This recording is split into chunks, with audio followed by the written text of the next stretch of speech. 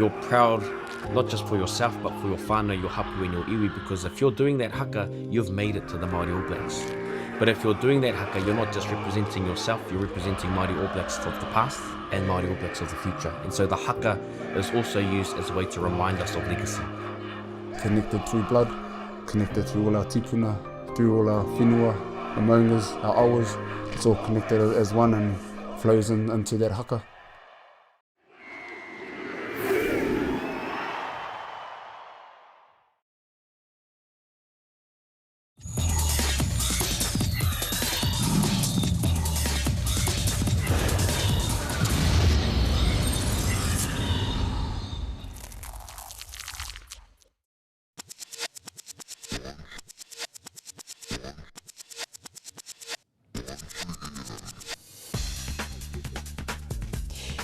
Nau mai kia tumutumu whenua whare e tū nei. Nau mai kia takapara whau whenua e takotoa ke nei. Nau mai kia Ngāti Whātua Ōrākei tangata e mihi nei e o hātu nei kia kūtau katoa. Nau mai ki tēnei whakapāhotanga motuhake ara te whakapuakitanga mai o te kapa ōpango Māori mo te tau 2020 Kei konei a tātou e whanga mai nei kia puta te rārangi o ngā ingoa mo te kapa ōpango Māori i tēnei tau ki poha tumutumu whenua e ngā tāngata ka Waimarie ki te poraka i tēnei tau. A kāti no mātou te whiwhi, no mātou o te ao Māori News, a whakata Māori Plus te whiwhi i nā hoki kua tai mai te hia mana o te Poari Futuporo Māori ara ko Anne-Marie Jackson, ahorangi, tākuta tēnā koe. Tēnā koe. No mātou te Waimarie, i nā hoki kua tai mai tātou ki tēnei whenua, ki tēnei papa tipu, te whenua o Ngāti Whātua, me te aha i roto i ngā tautata kua mahui ki muri, kai ro hō tērā ke tātou e whakaingoa ana i tēnei kapa. Tino miharo hoki, no mātou anō te whiwhi o te Poari Māori, ki te whakaai, ki te karanga o te whānau, kia hoki mai, kia hara mai, i roto i tō koutou wāhi a tāhua o Ngāti Whātua. Ko tēnei tīma rā, ko te tīma o te iwi Māori. Nō reira, māma noiho ki te hoki mai ki roto i a Ngāti Whātua, ki te whakamana anō hoki ki ngā hia o ngā whānau o ngā hapu ara o Ngāti Whātua. Tēnā koe. Anne-Marie, talking about the itinerary this year, just the solitary game against the Japanese 15, e mihi ana ki te rā whenua i nā hoki i roto i ngā tau, a ko rātau tērā e whakai ana kia tai atu tō tātou kapa ki reira. But in terms of advocating for more games for our Māori side, tell us about that mahi nui. Well, firstly, an acknowledgement to the importance of the game between the Māori All Blacks and the Japan 15 and the importance of the cultural element in particular between our two countries. And of course, one game is a start of the aspiration. As we know, we have many aspirations at the Poari Māori, as well as to whakamana, the aspirations that sit in every feeder, in every home, in every whānau and hapu who love Futuporo Māori, and so those are the aspirations, is to of course grow the schedule of the Māori All Blacks to be able to be playing our Tier 1 nations around the world and our many Indigenous teams who play Futuporo, anō hoki. Kei reira ngā tāngata e whangamai nei, ko ngā kai tākoro e tahi he tauhau. He ha ngā kupu, ngā kōrero kia rātau kātahi anō kauru mai ki roto i tēnei kapa. Nau mai hara mai ki roto i tēnei tīma tino nui kia tātou te iwi Māori. Arā, ko te whakapapa Māori, te mea tuatahi me te kai tākaro anō hoki, he tamato koe, he tamato tonu koe. Kia ora. Kia ora, tēnā koe. Nō reira e te iwi ko te hia mana tēnei o te uneana Futuporo Māori, Anne-Marie Jackson, kei konei tātou e whanga mai nei. Kia whakawhiti atu tātou, kia tumutumu whenua, kia rongo i ngā kōrero kaputa i reira. Te wehi, kia koe te wā! Kia kuiti, kia kurahi, kia ku whakatamarahi ki te rangi, tēnā ka tātou katoa. Ko tangihia ngā mate, ko mihia ngā mihi, i nānei ko whai wā tātou, ki tēnei kaupapa te huranga o te kapa Māori mo tēnei tau 2020 Māonu. Kia ora everybody, and welcome to the Māori All Blacks squad announcement for 2026. Here, in this whare of tumutumu whenua, ki tēnei whenua o Takaparawhau, looking across the moana of Waitemata, and excited for the announcement ahead. If I could just ask our coach, Tāmati Ellison, to come up to share a few words.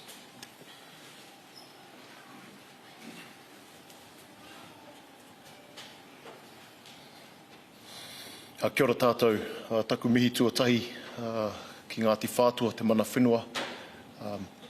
Mō tēnei rā, he tika kia hoki mai anō ki Wainganui. I te iwi Māori, mō tēnei rā whakahirahira o te kapa nei. Taku tina Waimārie ki te hoki mai anō ki roto i tēnei kapa. Kia utonu ki ngā moi a tātou tipuna. Ko te tūmanako, kia whakapaukaha i a rā wairua hinengaro tīnana i e rā tikanga Māori. Tēnā koutou.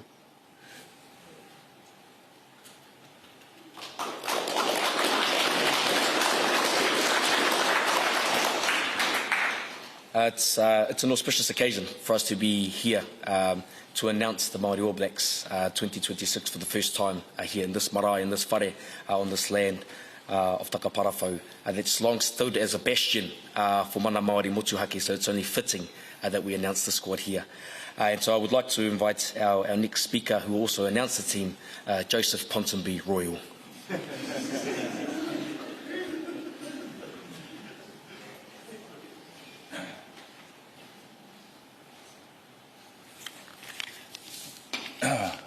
Tēnā tātou katoa. Ai, tuatahi, me mihi ka tika anō ki tōku nei tīma, te kapa pangoa Māori.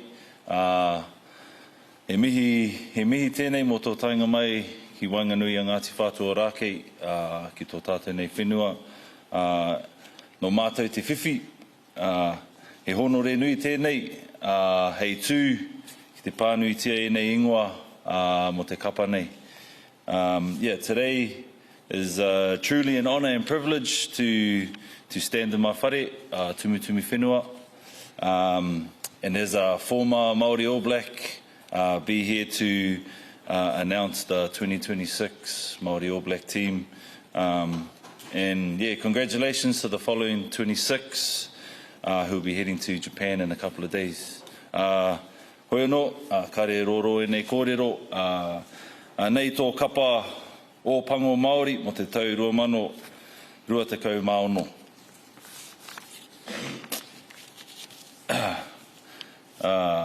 Torian Barnes, Ngāti Whātua, Blues, Canterbury.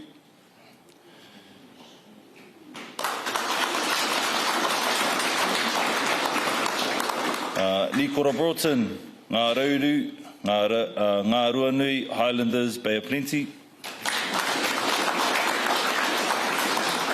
Jerome Brown, Ngāti Parau, Chiefs, Waikato. Kyle Brown, Waikato, Chiefs, Manawatu. Taylor Cahill, Ngāpuhi, Crusaders, Canterbury. Caleb Delaney, Ngāti Tū Wharetoa, Hurricanes, Wellington. Jacob Devery, Te Aitanga Mahaki, Hurricanes, Hawke's Bay. Cole Forbes, Ngāti Awa, Blues, Bay of Plenty. Te Kāmaka Howden, Tūhoi, Highlanders, Manawatu. Taha Kemara, Te Whānau a Apanui, Te Whakatōhea, Crusaders, Waikato. Benei Kumeroa, Te Ati Haunui o Pāpārangi, Chiefs, Bay of Plenty. Adam Lennox, Ngāti Kuia, Ngāti Raukawa, Highlanders, Taranaki. Lachlan McConnell, Ngāti Kahununu, Blues, Waikato. Sam Knock, Ngāpuhi, Blues, Northland. Ollie Norris, Ngāpuhi, Chiefs, Waikato. Rion Paul, Ngāpuhi, Ngāti Parau, Chiefs, Bay of Plenty. JJ Pōkai, Ngāti Tū Wharetoa, Chiefs, Taranaki. Jared Prophet, Ngāti Parau, Chiefs, Taranaki. Pauri, Rakete Stones, Ngāpuhi, Hurricanes, Hawke's Bay. Rivers, Reihana, Ngāpuhi, Ngaitahu, Ngāti Hine, Crusaders, Northland.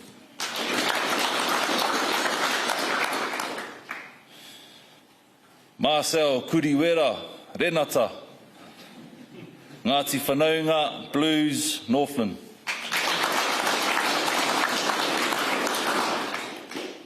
Peyton Spencer, Ngāti Kahununu, Mauaupoko, Blues, Auckland. Balin Sullivan, Ngāti Kahununu, Hurricanes, Waikato, me Hawke's Bay.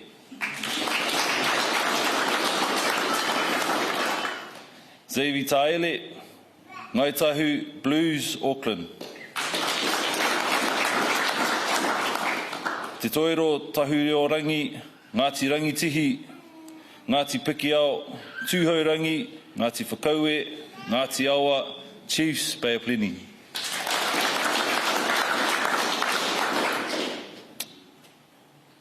Whakamutunga, Tyrone Thompson, Ngāti Tāmanuhiri, Ngāti Rangiwewehi, Chiefs, Hawke's Bay.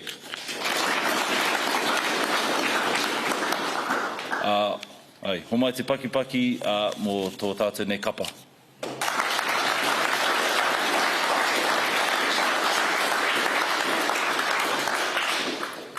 Mihi ana kei te tuakana. One of the things that we really emphasise is whakapapa and legacy. So to have former Māori All Black Joe Ponsonby Royal to announce the squad is an extreme privilege. Kei te hoa, tēnā koe. Tēnei o te karanga nei, if I could just call up the Māori All Black squad for 2026 to come up here, kia tohia koutou ki te karakia. Hara mai rā.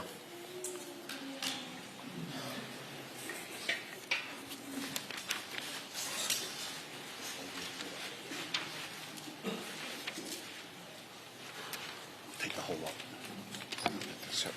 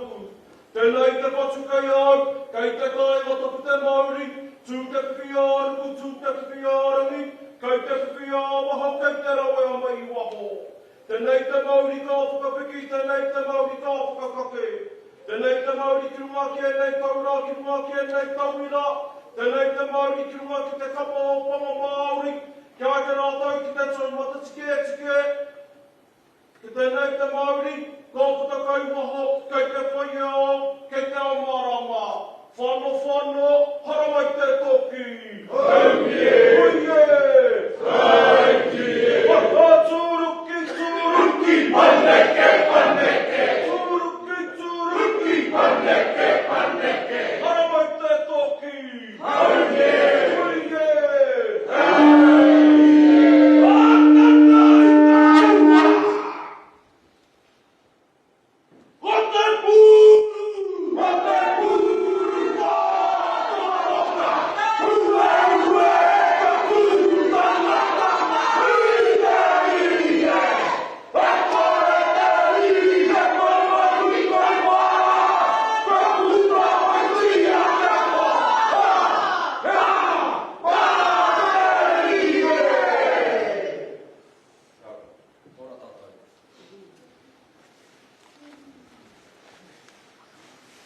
He whakakapu ake, o te rangi, o te whenua, o tātou tonu i te tangata whenua, tēnā koutou, kia ora mai anō tātou katoa.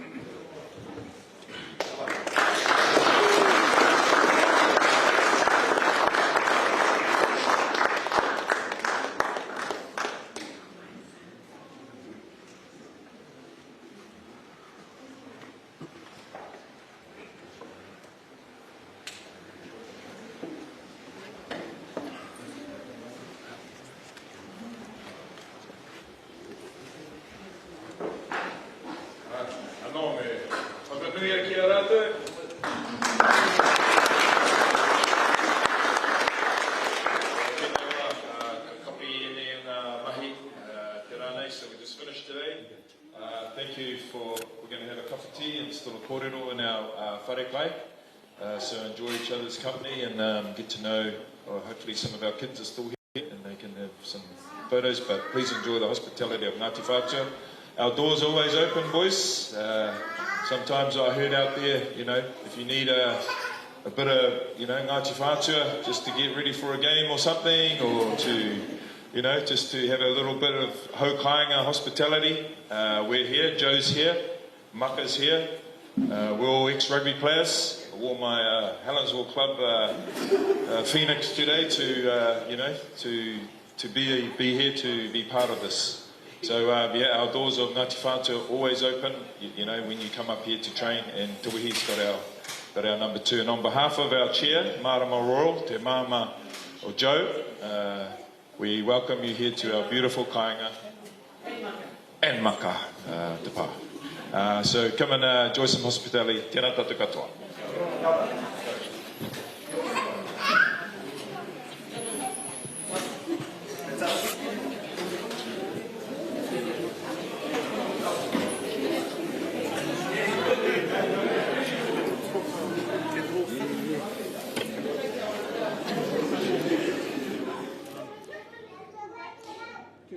Ai, no reira e te iwi, kua whakapua kina mai, ko wai mā kātū, i roto i te kapa o pango Māori mo te tau 2020. Kia mohi mai koutou, hei te wiki e tū mai nei, ka rere atu tēnei kapa, ki roto hapani ki te tākaro, ki tētahi o ngā kapa nui, kai hāpanihi whenua. Kia tō ai anō hoki, ko wai mā ngā ingoa i whakaingoatia, i tēnei kapa mo te tau 2020. Tuatahi ko Torian Barnes te rā o Ngāti Whātua, tākaro ana ia mo te kapa kahurangi, ana ki te kapa Canterbury. Nikora Broughton, Ngā Rauru, Ngāti Ruanui, Jerome Brown, Ngāti Porou, ko ia ka tākaro mo te kapa Chiefs, me te kapa o Waikato. Ko tētahi o ngā tauhau o te kapa, ko Kyle Brown te rā o Waikato, ko Caleb Delaney, Ngāti Tūwhare Toa, ka tākaro ia mo te timato o te tau i te whakataetai Super Rugby ara ko te kapa Hurricanes. Jacob Devery, o te aitanga mahaki. Cole Forbes tēnei, o Ngāti Awa, ko te Kāmaka Howden, ko Taha Kemara o te whānau apanui, ko Bennett Kumeroa, te ati haunui a pāpārangi, Adam Lennox o Ngāti Kuia, Ngāti Raukawa, ko Lachlan McWannell tēnei o Ngāti Kahungunu, ko Sam Nock o Ngāpuhi, ko Ollie Norris o Ngāpuhi, Rion Paul o Ngāpuhi Ngāti Porou, JJ Pōkai o Ngāti Tūwhare Toa, Jared Prophet tēnei o te kapa Chiefs, ara noroto mai o Ngāti Porou, ko Pauri Rā ke te Stones o Ngāpuhi, ko Rivers Reihana o Ngāpuhi, Ngaitahu Ngāti Hine anō hoki. Ko Marcel Renata o Ngāti Whanaunga, Peyton Spencer te tamaiti, Carlos Spencer o Ngāti Whātua Mua Upoko, ara ko Balin Sullivan o Ngāti Kahungunu, ko Javi Taele o Ngaitahu, ko te Toiroa Tahuri o Rangi o Ngāti Rangitihi, Ngāti Piki ao Tūhaurangi Ngāti Whātua, ko Tyrone Thompson o Ngaita Manuhiri Ngāti Rangi Wewehi. Nō reira kei konei tātou kei waho nei, e whanga mai nei kia puta tētahi o ngā kōrero, ngā kaikawe kōrero o te wā. Kei te kite au i tēnei nā, ara ko te wehi, right, te wehi, hara mai. Kei konei tētahi o ngā pautikanga o te kapa o pango Māori, ana, tukuna taku pepa ki reira. Hara mai. Ka whanga a te wehi, hara mai. E te rangatira tēnā koe. Nō reira, kei te pēhea te wairua i tēnei wā? Ētahi, orite te wairua, engari he rā anō mō ngā ngā haua whiowhio, ngā rangatira mai Waikato hoki, engari mo te maha, korite. You're the newly minted Māori All Black coach, former player. How does it feel to go from one side of the field to the other, grab the clipboard and lead these boys around? I think I've obviously done that at Super Rugby level and with the All Blacks in recent years, but it does feel different. It doesn't feel like there's much of a change. It's a different environment. The Māori team, it always has been in my experience, so we probably feel more like a whānau, mōhio pai ko wai te koroua, ko wai te koro. But I think it does feel more connected than the player-coach relationship and the professional game. You're a proud uri of Ngāi Tahu, come from a very well-known whānau within Te Ao Whutupōro Māori. How do you go about upholding the legacy of your whānau within the kapa? Taku kōrero ki roto, kia u tonu ki ngā tūmanako. Ko te maha oku kupu, oku kōrero, te mita hoki, kia u tonu ki te nākau Māori, ngā tikanga Māori. So I think first and foremost is what is it like to be a Māori and making sure that, I taku Pākeke ana, making sure my kids, we have a very Māori household and which is natural. And yeah, we have a beautiful whakapapa, Ngāti Whakaue hoki, Ngāti Parau, Ngāti Raukau, ki te taho tuku whaia. So I think if I tried too hard, I'd run out of gas. So you just have to be who you are, and the lucky thing is we have those stories and we have that whakapapa, so at least we understand there's a kōrero there, and then I think the second part of that is being able to pass that on, making it our own and then passing it on to our tamaiti. Let's talk about your beloved Hurricanes, because on the weekend it was a great win in the Super Rugby final. The style of football that the Hurricanes played, I think it was 109 odd tries for the season, a record in Super Rugby, and very much along the same lines of the Māori All Black way of playing. Do you think you can look to emulate stuff that the Hurricanes done this year? Yeah, I mean we showed a clip of Leinster, of Jamison Gibson Park and Rico Ioane to make that point, what Māori rugby looks like. They had a win in their comp, and the way Ruben played on the weekend, the boys that are with us now, absolutely, I think they're at their best when they're able to play freely. It's important we put some po around them so they're not too free. But I think they got the perfect balance this year, and as they called it, the perfect storm. The life of a professional rugby player it's chock-a-block, but how do we go about advocating more games for the Māori team? Yeah, I think, as Gain, as I mentioned indoors, whakapau kaha I tēnei rā, keep putting our best efforts forward in our preparation and our performance. That's the part we can control. Muriaki I tērā will be, hopefully our bosses look at that and say, far out that, what a product, and we can move that around the world. But our job right now, as I said, is to put our energy, a player Māori style, an attractive style of game, and that's the part we can control. Hei te rangatira tāmatia, listen, tētahi te kaioko hou o te kapa opango, Māori e mihi ana ki a koe, tēnā koe. Tēnā koe hoki. Nō reira e te iwi kua taira tātou te āhua nei, ka haramai. Ana, no mātou te whiwhi kua haramai a te wehi, right? You heard that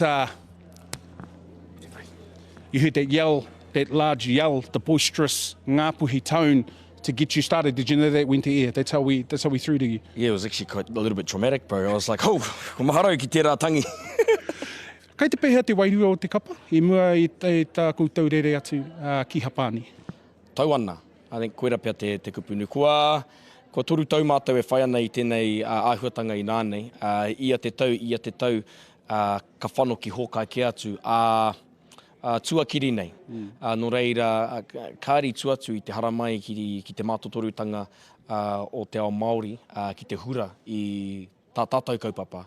Koia pia I tauai te ngākau, tauai ngā piropiro, I te mea e kite ana I te motuhenga o tēnei kapa. Kia tikina e au tērā kōrero ou, mo te taha ki tā te kapa haramai ki konei, ki Ngāti Whātua Ōrākei, ki tumutumu whenua whare, ki kone huraina mai ai ngā ingoa o te kapa i tēnei tau. He kaupapa tērā me ata whakau i a te tau, tērā tau kei hō tērā ke tāu e kōrero ana mo tēnei kapa? Koia te whāinga. Koia tā koe mea nei, ia tau ka whano ki hōkai ki atu. Ana, mō mātou he whakātu atu ki te ao, me kaua tātou e mataku i enei momo āhuatanga. Kei enei whare, koro enei whare e manaki ana i ngā tini kaupapa, aha koa te kaupapa. He rite tonu pē te hoki mai ki Ngāti Whātua, engari he pēra anō na runga i te wehe i te taunga rererangi konei. Engari ko te whakaaro ia, ka tuana he kaupapa, he kēmu rānei ki tētahi atu taone, mā tāmua te haere ki ngā marae, ki te tūhono ki ngā whenua o reira, no reira. Koira te whāinga, ana ko te tūmanako ka pērā.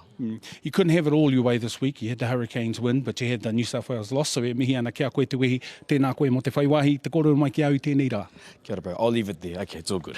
Tika tau. Nō reira, e te iwi, kua teira tātou ki te mutunga o tēnei hōtaka, tēnei pāhotanga motuhake a te ao Māori News me Māori Plus. Arā, ko te kapa o pango Māori tēnei karere atu ki Hapani, hei ngā rātata kei muatonu i te aroaro, ka tuki atu ki tētahi kapa te kaumārima o Hapani. Heoi anō, kei konei, kei whakaata Māori, kei Māori Plus, te roanga atu o ngā kēmu whakapāhotanga mataora te kapa Māori i tēnei tau. Nō reira, hei te hatare, ka hoki mai nei matau tātou ki te whakapāho i tēnei tu āhuatanga motuhake.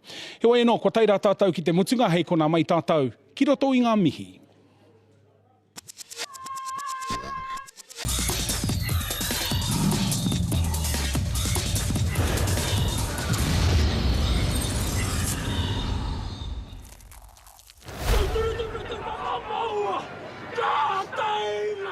In 2001, Kaua from Whanaapuru Ngāti Kaunga by the name of Whitu Tipuai composed the haka Timatanga.